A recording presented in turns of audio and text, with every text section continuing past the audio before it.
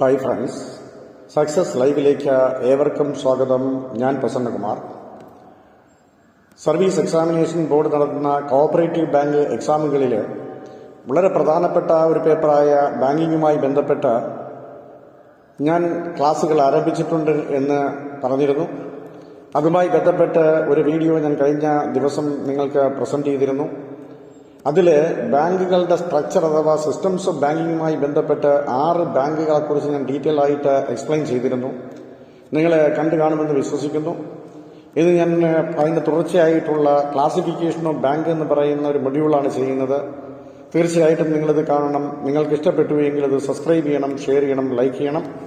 നമുക്ക് നേരെ ക്ലാസ്സിലേക്ക് കടക്കാം. Classifications of bank. നമുക്കറിയാം, ബാങ്കുകൾ ക്ലാസിഫൈ ചെയ്യുന്നത് പല രീതിയിലാണ്. നമുക്കറിയാം, അത് ചെയ്യുന്ന ഫംഗ്ഷൻസിന്റെ ബേസിലാണ് ബാങ്കുകളെ നമ്മൾ ക്ലാസിഫൈ ചെയ്യുന്നത്.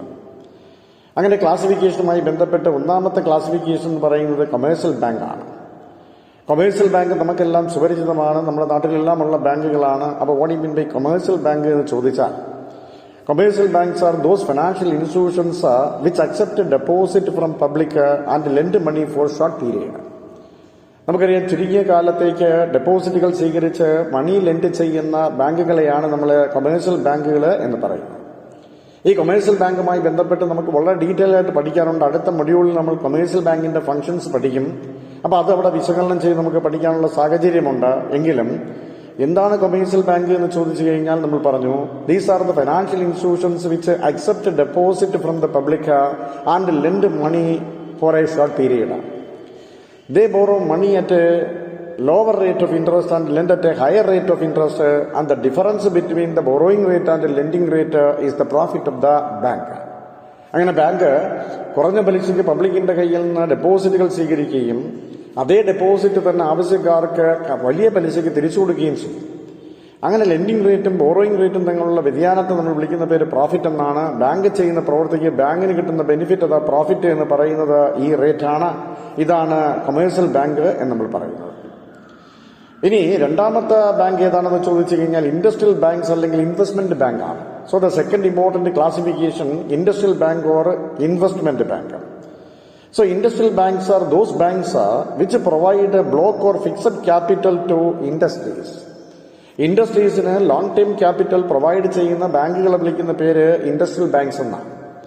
അപ്പൊ ഇൻഡസ്ട്രിയൽ ബാങ്ക്സ് എന്താണെന്ന് ചോദിച്ചാൽ നമ്മൾ പറഞ്ഞു, industrial banks are those banks which provide a large amount of fixed capital to long time to industries. ഇൻഡസ്ട്രീസിന് ലോങ് ടൈം പീരീഡിലേക്ക് ഒരു ലാർജ് എമൗണ്ട് ഫണ്ട് കൊടുക്കുന്ന ബാങ്കുകളെ വിളിക്കുന്ന പേര് ഇൻഡസ്ട്രിയൽ ബാങ്ക് എന്നാണ്. അതിന് വേണമെങ്കിൽ നമുക്ക് ഇൻവെസ്റ്റ്മെന്റ് ബാങ്ക് എന്ന് വിളിക്കാം. അങ്ങനെ 2 ബാങ്കുകളായി, കൊമേഴ്സ്യൽ ബാങ്കായി. രണ്ടാമത്തെ ബാങ്കിനെ വിളിക്കുന്ന പേര് ഇൻഡസ്ട്രിയൽ ബാങ്ക് എന്നാണ്. The third one is called agricultural bank. What you mean by agricultural bank? Agricultural banks are the specialised institutions which are intended to provide agricultural credit. നമുക്കറിയാം, commercial ബാങ്കുകൾ അഗ്രികൾച്ചർ പർപ്പസിന് വേണ്ടി loan കൊടുക്കാറില്ല. അഥവാ അങ്ങനെ കൊടുത്താൽ തന്നെ അവർ 3 വർഷത്തേക്ക് അല്ലെങ്കിൽ ചുരുങ്ങിയ പീരീഡിലേക്ക് മാത്രമേ ലോൺ കൊടുക്കാറുള്ളൂ. അപ്പോൾ അഗ്രികൾച്ചർ ബാങ്കുകൾ അഗ്രികൾച്ചർ പർപ്പസിന് വേണ്ടി അഗ്രികൾച്ചറിനെ ഫോസ്റ്റർ ചെയ്യുന്നതിന് വേണ്ടിയിട്ട് പ്രൊവൈഡ് ചെയ്യുന്ന ലോൺസ്, ആ ലോൺസ് കൊടുക്കുന്നതിന് വേണ്ടി ഫോം ചെയ്തിരിക്കുന്ന ബാങ്കുകളാണ് അഗ്രികൾച്ചർ ബാങ്ക് എന്ന് നമ്മൾ പറഞ്ഞത്. So agriculture banks are the specialised institutions which are intended to provide agricultural credit. അങ്ങനെ അഗ്രികൾച്ചർ ക്രെഡിറ്റ് കൊടുക്കുക എന്ന് പറയുന്ന ഒറ്റ പർപ്പസിന് വേണ്ടിയിട്ട് ഫോം ചെയ്തിരിക്കുന്ന ബാങ്കുകളെയാണ് അഗ്രികൾച്ചറൽ ബാങ്ക് എന്ന് നമ്മൾ പറയുന്നത്. അപ്പം മൂന്നാമത്തെ ബാങ്ക് അഗ്രികൾച്ചർ ബാങ്ക്. ഇനി 4ാമത്തെ ബാങ്ക് എന്ന് പറയുന്ന എക്സ്ചേഞ്ച് ബാങ്ക് ആണ്. What you mean by exchange bank?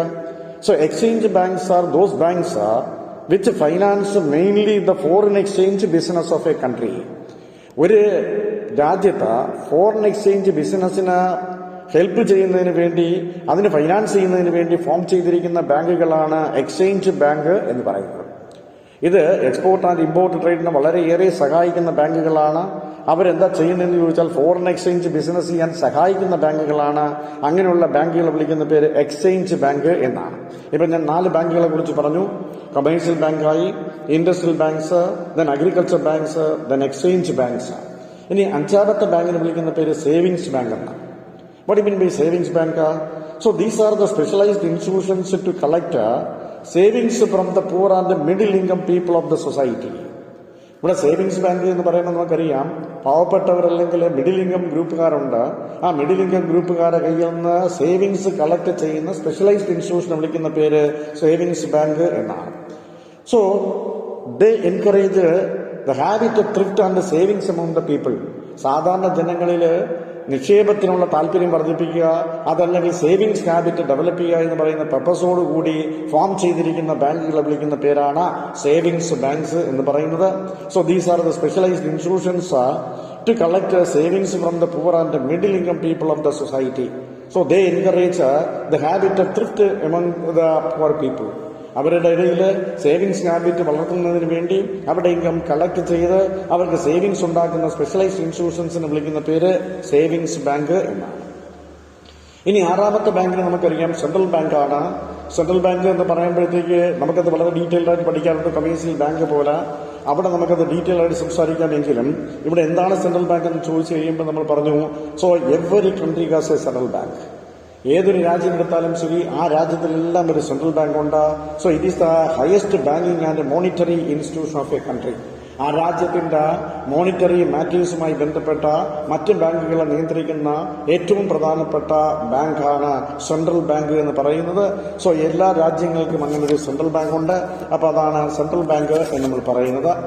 Then ഏഴാമത്തെ ബാങ്കിനെ വിളിക്കുന്ന പേര് ഇൻഡിജീനിയസ് ബാങ്കേഴ്സ് എന്നാണ്. എന്താണ് ഇൻഡിജീനിയസ് ബാങ്ക്സ് എന്ന് പറയുന്നത്? Indigenous banks are those banks which are professional dealers in hundis and they are true financial intermediaries as they accept a deposit or lend themselves for a credit. ഇവിടെ എന്താ ചെയ്യുന്നതെന്ന് ചോദിച്ചു, ഇതൊരു professional dealers in hundis. Hundis എന്ന് പറഞ്ഞാൽ കടപ്പത്രം നമുക്ക് mediator ആണ്, intermediary ആണ്. അപ്പൊ ഹുണ്ടീസ് എന്ന് പറയുന്ന ബിൽ ഓഫ് എക്സ്ചേഞ്ച് പോലെ ഒരു ക്രെഡിറ്റ് ഇൻസ്ട്രുമെന്റ് ആണ്. അപ്പൊ ഹുണ്ടീസ് ഡീൽ ചെയ്യുന്ന പ്രൊഫഷണൽ ബാങ്കുകളാണ് ഇൻഡിജീനിയസ് ബാങ്കേഴ്സ് എന്ന് പറയുന്നത്. അപ്പൊ ഇന്റർമീഡിയറീസിന്റെ ഫൈനാൻഷ്യൽ സെറ്റപ്പുകൾ മെയിൻറ്റെയിൻ ചെയ്യുക, as the accept deposit or lend themselves for credit കൊടുക്കുന്നു, അതുപോലെ തന്നെ ഡെപ്പോസിറ്റുകൾ സ്വീകരിക്കുന്നു. അതുപോലെ തന്നെ ഹുണ്ടീസ് ഡീൽ ചെയ്യുന്ന പ്രൊഫഷണൽ ബാങ്കുകളെ നമ്മൾ വിളിക്കുന്ന പേര് ഇൻഡിജീനിയസ് ബാങ്കേഴ്സ് എന്നാണ്. അതാണ് ഏഴാമത്തെ ബാങ്ക്, ഇൻഡിജീനിയസ് ബാങ്കേഴ്സ് എന്ന് പറയുന്നത്. ഇനി എട്ടാമത്തെ ബാങ്കിനെ നമ്മൾ വിളിക്കുന്ന പേര് കോഓപ്പറേറ്റീവ് ബാങ്ക്സ് എന്നാണ്. അതാണല്ലോ നമ്മൾ കോർപ്പറേഷനുമായി ബന്ധപ്പെട്ട് പഠിക്കുന്നത്. അപ്പൊ കോഓപ്പറേറ്റീവ് ബാങ്ക്സ് എന്താണെന്ന് നമുക്കറിയാം അല്ലേ? ഒരു കൂട്ടം ആൾക്കാർ ചേർന്ന് അവിടെ ആ സൊസൈറ്റിക്ക് വേണ്ടി സർവീസ് ചെയ്യുന്നതിന് വേണ്ടി ഫോം ചെയ്തിരിക്കുന്ന ബാങ്കുകളാണ് കോഓപ്പറേറ്റീവ് ബാങ്കുകൾ എന്ന് പറയുന്നത്. അത് നമുക്ക് വിശദമായിട്ട് പഠിക്കേണ്ടതുള്ളത് കൊണ്ട് അത് നമുക്ക് ആ ടോപ്പിക്ക് വരുമ്പോഴത്തേക്ക് വിശദമായി പഠിക്കാം. ഒൻപതാമത്തെ ബാങ്കിനെ വിളിക്കുന്ന പേര് റൂറൽ ബാങ്ക്സ് എന്നാണ്. അപ്പൊ എന്താണ് ഈ റൂറൽ ബാങ്ക്സ് എന്ന് ചോദിച്ചു കഴിഞ്ഞാൽ, rural banks have been set up in backward areas where the coverage of commercial and cooperative banks are very poor. എവിടെയാണോ കൊമേഴ്സ്യൽ ബാങ്കിന്റെ അല്ലെങ്കിൽ കോഓപ്പറേറ്റീവ് ബാങ്ക്സിന്റെ പ്രവർത്തനങ്ങൾ വളരെ മോശമായിരിക്കുന്നത്, അങ്ങനെയുള്ള റൂറൽ അല്ലെങ്കിൽ ലോക്കൽ ഏരിയയിൽ ഫോം ചെയ്യുന്ന ബാങ്കുകളെയാണ് നമ്മൾ റൂറൽ ബാങ്ക്സ് എന്ന് വിളിക്കുന്നത്. അപ്പൊ ഈ പറഞ്ഞിരിക്കുന്ന കൊമേഴ്സ്യൽ ബാങ്ക്സ്, അതുപോലെ central banks, rural banks, cooperative banks, ഇതൊക്കെ നമുക്ക് ഓരോരോ ടോപ്പിക്കുകളായിട്ട് വരുന്ന മൊഡ്യൂളുകളിൽ വ്യക്തമായി പഠിക്കേണ്ടതുണ്ട്. അവിടെയൊക്കെ നമുക്കത് വളരെ വ്യക്തമായിട്ട് നമുക്കത് എക്സ്പ്ലെയിൻ ചെയ്യാം. എങ്കിലും ക്ലാസിഫിക്കേഷനുമായി ബന്ധപ്പെട്ട് നമ്മൾ ഈ 9 ബാങ്കുകളെയാണ് പ്രൈമറി പറയുന്നത്.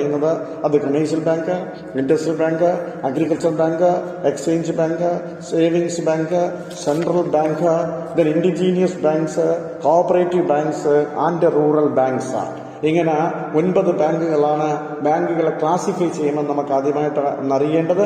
അപ്പൊ നിങ്ങൾക്ക് ഏകദേശം ഒരു ധാരണ ക്ലാസിഫിക്കേഷനുമായി ബന്ധപ്പെട്ട് കിട്ടിക്കാണെന്ന് ഞാൻ വിശ്വസിക്കുന്നു. നമുക്ക്